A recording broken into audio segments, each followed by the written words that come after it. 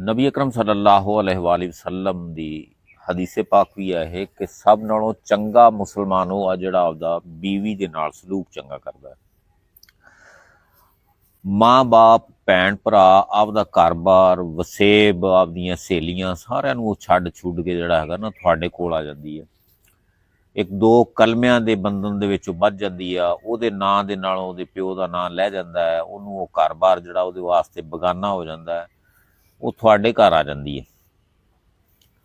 ਤੁਹਾਡੇ ਉਹ ਕੱਪੜੇ ਲੀੜੇ ਧੋਂਦੀ ਏ, ਤੁਹਾਡੇ ਬੱਚਿਆਂ ਨੂੰ ਜਨਮ ਦਿੰਦੀ ਏ, ਤੁਹਾਡੇ ਮਾਲ ਡੰਗਰ ਨੂੰ ਸਾਂਭਦੀ ਸੰਭਾਲਦੀ ਏ, ਝਾੜੂ ਪੂੰਜਾ ਕਰਦੀ ਏ, ਸਾਰੇ ਜਿੰਨੇ ਕੰਮ ਹੈਗੇ ਆ ਉਸ ਇੱਕ ਦੇ ਜ਼ਿੰਮੇ ਹੁੰਦੇ ਆ। ਸਾਸੂ ਮਾਂ ਵੀ ਜਿਹੜੀ ਹੈਗੀ ਨਾ, ਉਹ ਵੀ ਜਿਸ ਵੇਲੇ ਨੂੰਹ ਆ ਜਾਂਦੀ ਹੈ ਉਹ ਵਿਹਲੀ ਹੋ ਜਾਂਦੀ ਆ, ਉਹ ਕਹਿੰਦੀ ਬਸ ਇਸ ਤੋਂ ਅੱਗੇ ਹੁਣ ਕੰਮ ਜਿਹੜਾ ਮੇਰਾ ਖਤਮ ਹੋ ਗਿਆ, ਹੁਣ ਨੂੰਹ ਜਾਣੇ ਤੇ ਉਹਦਾ ਕੰਮ ਜਾਣੇ।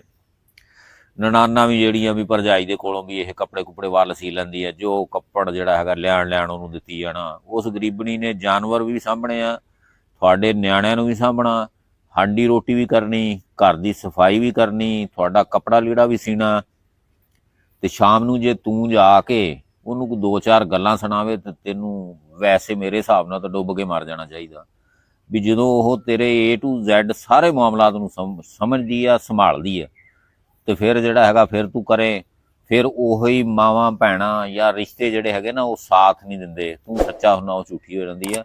ਇੱਦਾਂ ਦਾ ਕੰਮ ਨਾ ਕਰਿਆ ਕਰੋ। ਅੱਲਾ ਤੁਹਾਨੂੰ ਖੁਸ਼ ਰੱਖੇ, ਹੱਸਦੇ ਵਸਦੇ ਰਹੋ। ਅੱਲਾ ਹਾਫਿਜ਼।